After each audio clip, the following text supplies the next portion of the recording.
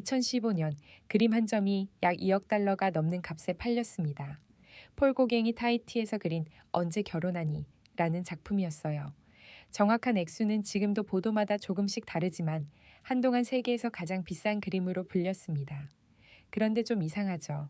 오늘날 이렇게까지 값이 매겨지는 화가가 정작 살아있는 동안엔 죽는 날까지 가난했습니다. 그림은 좀처럼 팔리지 않았고 그는 늘 빚에 쫓겼어요. 살아서 그린 그림값으로는 물감 살 돈조차 빠듯할 때가 많았습니다. 고갱의 발상은 단순했습니다. 색을 눈에 보이는 대로가 아니라 마음이 느끼는 대로 칠한 거예요. 하늘이 붉어도 되고 말이 초록색이어도 되는 세계였죠. 그 대담한 색이 훗날 미술의 문법을 통째로 바꿉니다. 지금 우리가 아무렇지 않게 보는 강렬한 색의 그림들도 멀리 이 고갱에게 빚을 지고 있는 셈이에요. 오늘은 그 고갱이 남긴 대표작 7점을 그린 순서대로 한자리에 모았습니다. 상징주의를 연 붉은 환상에서 유언 같은 대작, 그리고 너무 초록색이라 거절당한 그림까지 한 점씩 천천히 따라가 볼게요.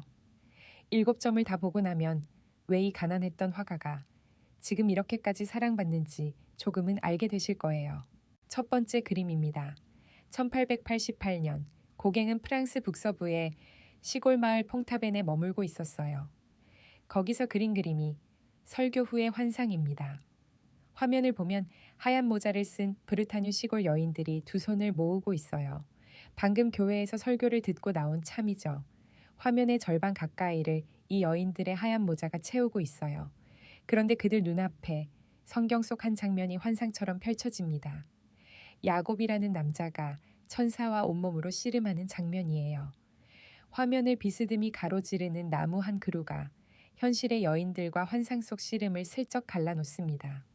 한쪽은 지금 여기, 다른 한쪽은 마음속에 떠오른 장면인 거예요. 여기서 정말 놀라운 대목은 배경이에요. 고갱은 바닥을 온통 새빨갛게 칠했습니다. 현실엔 그런 붉은 들판이 없죠. 눈에 보이는 색이 아니라 환상의 강렬함을 색으로 옮긴 거예요.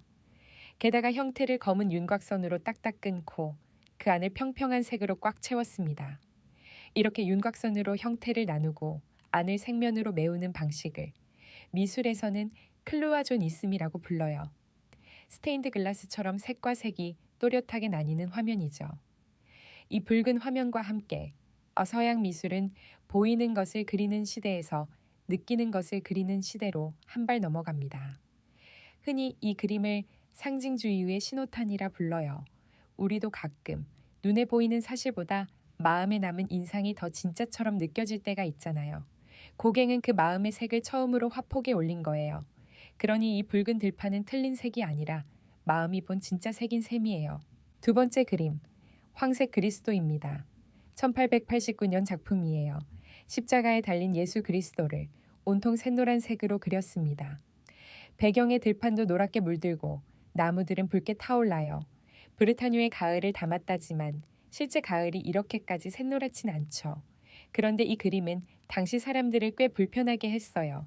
경건하고 성스럽게 그려야 할 그리스도가 마치 브르타뉴의 평범한 시골 농부처럼 보였거든요. 실제로 십자가 아래엔 그 지역 여인들이 아무렇지 않게 둘러앉아 있습니다. 성스러운 장면이 시골 들판의 일상과 하나로 포개진 거죠. 고갱은 소박한 시골 사람들의 믿음을 화려한 성당이 아니라 그들이 발 딛고 선 땅 한복판에 그려넣고 싶었던 것 같아요.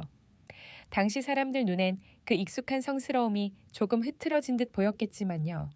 고갱은 이 노란 그리스도를 무척 아꼈던 것 같아요.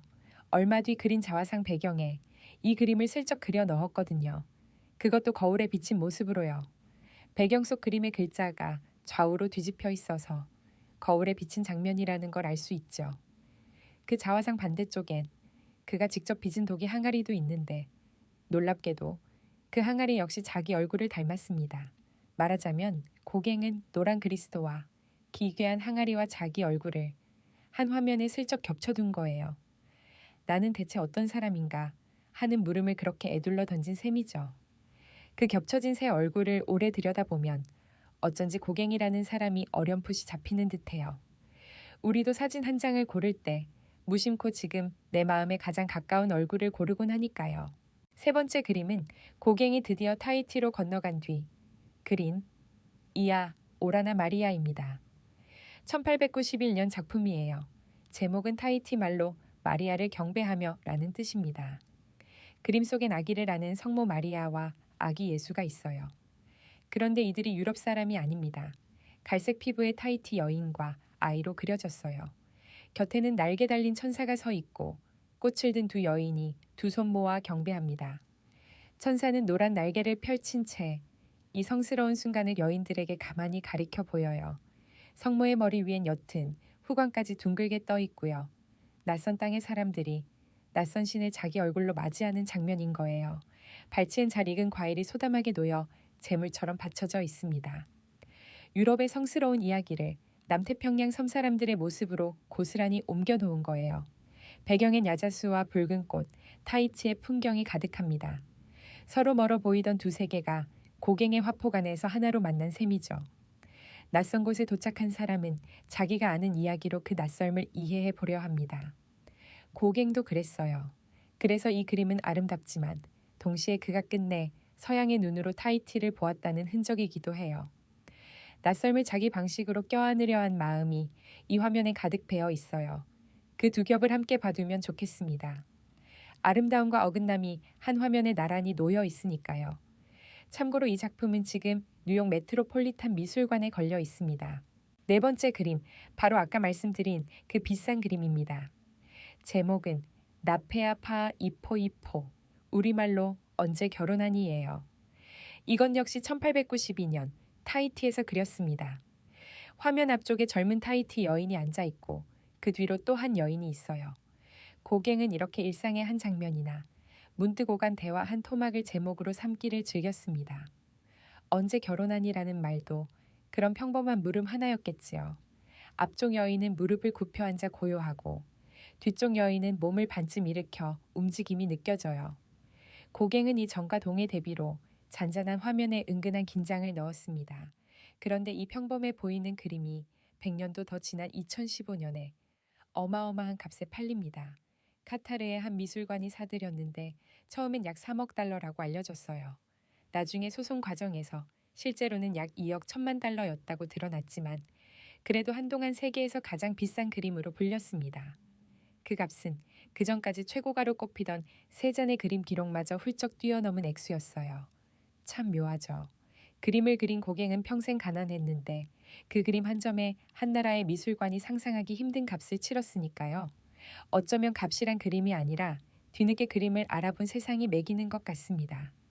정작 화가는 그 숫자를 끝내 보지 못했어요.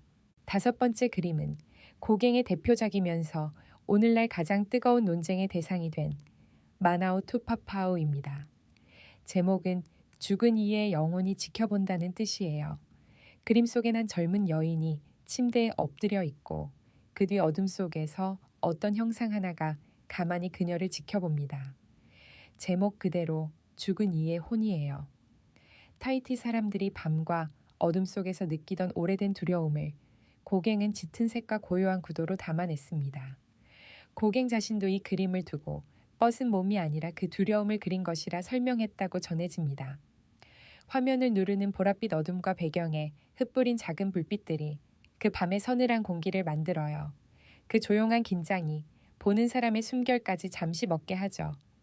미술로만 보면 두려움이라는 감정을 이렇게 조용히 그려낸 그림도 드물어요. 다만 이 그림은 그 아름다움만으로 이야기하기 어려운 사연을 안고 있습니다. 모델이 된 사람, 그리고 고갱과 타히티의 관계를 두고 오늘 많은 물음이 오가거든요. 그 이야기는 워낙 깊어서 저희가 따로 한 편을 통째로 준비해 두었어요. 그래서 오늘은 여기까지만 소개하겠습니다. 한 그림을 온전히 안다는 건 결국 아름다움과 그 뒤의 사연을 함께 보는 일이니까요. 여섯 번째 그림, 우리는 어디에서 왔는가, 우리는 무엇인가, 우리는 어디로 가는가입니다. 제목이 곧 세 개의 질문이죠.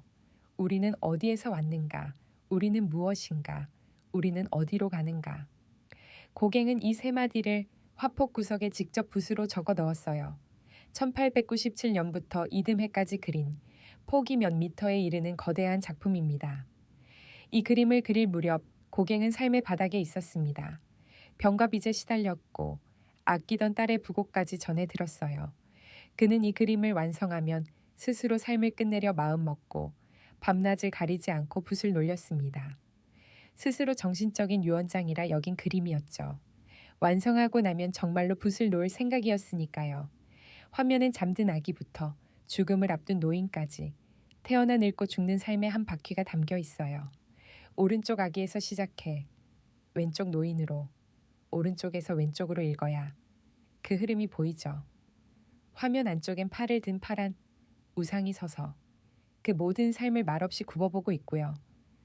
그동안 여러 작품에서 써온 상징들을 이 한 폭에 죄다 끌어모은 집대성 같은 그림입니다.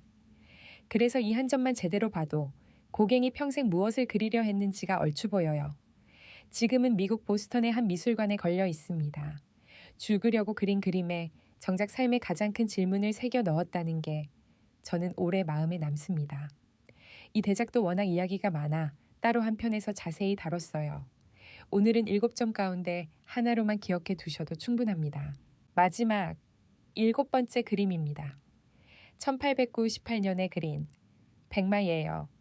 제목은 흰말이라는 뜻인데 정작 그림을 보면 고개를 갸웃하게 됩니다.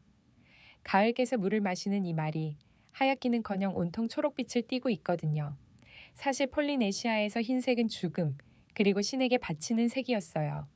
그래서 이 말도 그저 한 마리 동물이 아니라 저 세상으로 건너가는 영혼을 넌지시 가리킨다고 보기도 합니다. 주변 나무와 물빛이 말의 몸에 그대로 스며든 거예요. 고갱에게 색은 사실을 옮기는 도구가 아니라 화면 전체의 분위기를 짓는 재료였으니까요. 실제로 이 풍경은 어느 곳을 본떠 그린 게 아니라 그가 머릿속에서 지어낸 상상의 타이티입니다. 구불구불한 열대, 나무와 이름 모를 꽃들이 실제 풍경이 아니라 그의 머릿속 낙원을 액자처럼 둘러싸고 있죠. 그런데 여기에 재미있는 뒤이야기가 있어요. 이 그림은 원래 타히티의 한 약사가 주문한 작품이었습니다. 그런데 완성된 그림을 본 약사는 인수를 딱 거절해 버려요. 이유가 뭐였을까요? 말이 너무 초록색이라는 거였습니다. 그 시절 사람들에게 말은 당연히 갈색이나 흰색이어야 했으니까요. 주문한 사람 눈엔 그저 잘못 칠한 말이었겠죠. 하지만 그 초록말이 지금은 팔이 오르세 미술관에 걸려 수많은 사람을 멈췄습니다. 남들이 틀렸다고 한 색이 실은 가장 고갱다운 색이었던 거예요. 때로는 어긋나 보이는 것이 도리어 가장 나다운 것일지도 모릅니다. 남의 자로 재면 틀린 그림이 정작 제 자로 보면 걸작이기도 하니까요. 지금까지 고갱의 대표작 7점을 함께 봤습니다. 붉은 환상에서 노란 그리스도로, 타히티의 성모에서 초록말로, 소재도 색도 저마다 다르지만 이 7을 하나로 꿰는 실이 있어요. 눈에 보이는 대로가 아니라 마음에 느껴지는 대로 색을 놓았다는 것. 색은 눈이 아니라 마음이 정한다. 고갱은 그 한 문장을 평생 그림으로 증명한 셈이에요. 그 대담함 덕분에 고갱 뒤에 온 화가들은 색을 훨씬 자유롭게 쓸 수 있게 됩니다. 하늘을 붉게, 그림자를 초록으로 칠해도 괜찮은 시대가 열린 거죠. 정작 그 문을 연 고갱 자신은 그 값을 살아서 한 번도 누리지 못했지만요. 그가 연문으로 걸어 들어간 사람들은 대부분 뒷세대의 화가들이었고요. 가난한 화가가 세상에 남긴 건 결국 색이었습니다. 그리고 그 색은 세상을 꼭 눈에 보이는 대로만 보지 않아도 된다고 우리에게 조용히 말을 걸어와요. 우리가 매일 무심코 지나치는 하늘도 마음 먹고 다시 보면 늘 파랗지만은 않으니까요. 당신에게도 남들 눈엔 너무 초록색인 무언가가 하나쯤 있을지 모릅니다. 그게 틀린 게 아니라 그저 당신다운 색이라면 너무 서둘러 지우지 않아도 괜찮아요. 완벽한 색이 아니라 나만의 색이면 그걸로 충분하니까요. 오늘 이 7점이 그렇게 당신의 색을 한 번 더 믿게 하는 작은 계기가 되면 좋겠습니다.